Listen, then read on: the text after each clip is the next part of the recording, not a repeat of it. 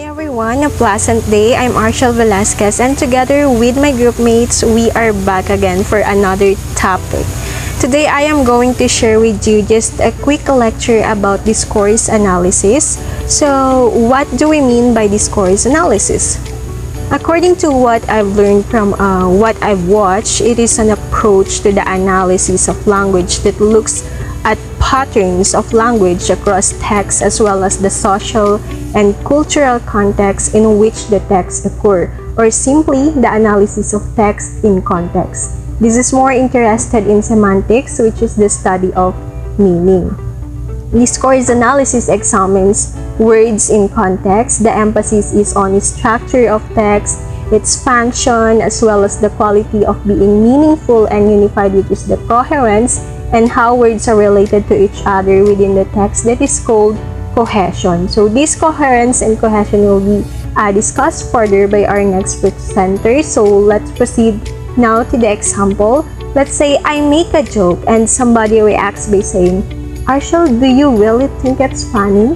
Wherein, to examine the text with its surrounding text, it could be the person's response, because the person does not find it funny in many possible reasons, like perhaps he is experiencing a sad moment in his life, or probably he remembered a negative experience that is associated with the joke that I've just thrown, or possibly is not comfortable with the environment, maybe because of the bad weather, reason why he is not in the mood for a joke. Aside from those, we also examine surrounding text, like what is the function of the statement, wherein in the person's reaction, do you really think it's funny? It's like he wants to convey his speech act like, "Arshel, stop it, you're being out of line." And maybe it also because the joke is not appropriate to a conversation structure, as there are people who don't like the discussion being interrupted, wherein for them, if it is a formal one, then there should be no place for a joke. And this surrounding text is what we call the context in which the text occurs. Now I know that just like me, some of you are asking, why do we have to study this? So for your information, it is useful for examining the underlying meaning of spoken or written text. As what we always say, in a discourse or communication, it is always important to practice to read between the lines, because either big or small misunderstanding can lead to problems, and this is one of its importance. Good morning everyone, I'm Florian Palogan, and let's talk about coherence. So coherence is an important aspect of the structure of academic writing, as they have an influence of the readability and logical flow of the argument of a text. So let's define coherence. Coherence refers to the unity or togetherness of the text as a whole, and is achieved through the effective grouping and arrangement of ideas in a logical order. So coherence in academic writing, paragraphs have to be coherent. This means that the parts of your paragraphs need to be linked to each other in a logical way, so that the reader may easily follow the development of your ideas and argument. So coherence exists in a sequence of words, sentences, and paragraphs in which the reader can perceive connections. To produce coherent stretch of discourse, writers use basic thought patterns or logical patterns in both simple and complex ways. Coherence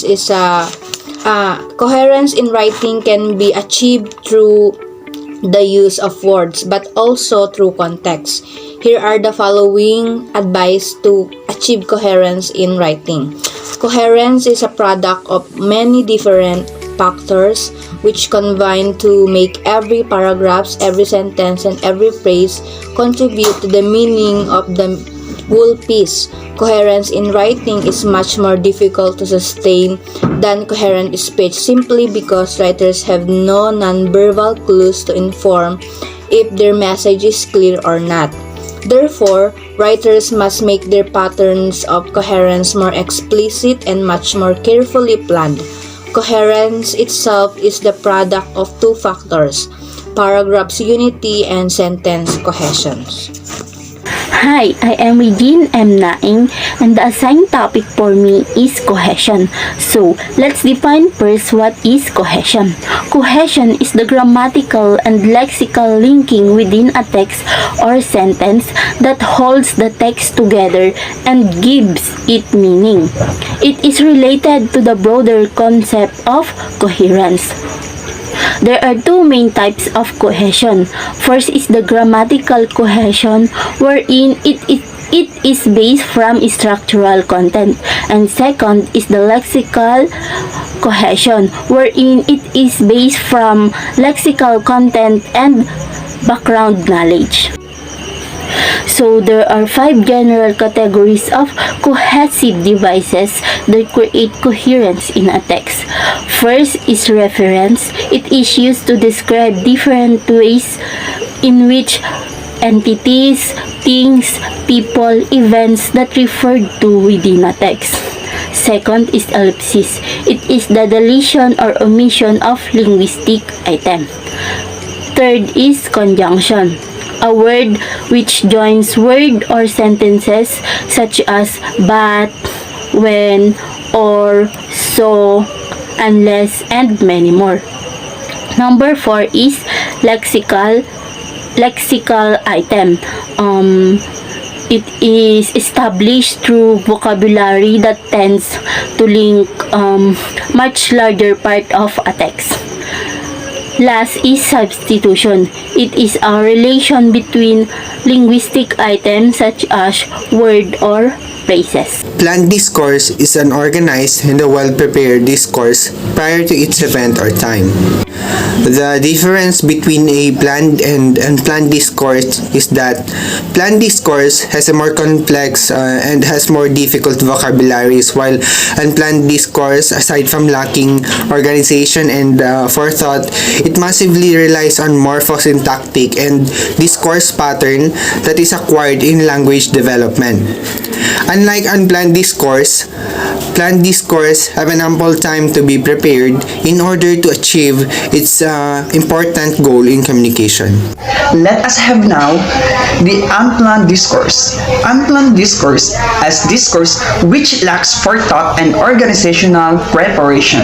Written text may be neatly categorized as planned, organized, and transactional, while spoken communication is often presented as unplanned, less structured, and interactive in nature. Basically, any unplanned event leads to misdirection. The same way, unplanned discourse can twist a supposedly smooth sailing discussion, especially in a linguistic intentions. And now let's have the summary part of our discussion. So, discourse analysis is about how the sentences combine to form a text. Text that makes sense should have unity to the text surrounding it. The context can be other discourses or texts, intentions by the writer, speaker, settings, place, time, and other aspects of communicative context. In connections to what has been discussed a while back, there are two terms that is fundamental in discourse analysis, which studies the relations among texts within the other texts. So these are the cohesions and coherence. Cohesion is the use of language forms to indicate semantic relations between elements in a discourse. And coherence is a grammatical and semantic interconnectedness between sentences that forms a text. The concept of cohesion and coherence is clearly detected in written discourse. It is because the written discourse has clearer structure, so the devices of cohesion and coherence can be easier to observe. And lastly, for the planned and unplanned discourse, for the planned discourse, it has a more complex vocabulary and ample time to do.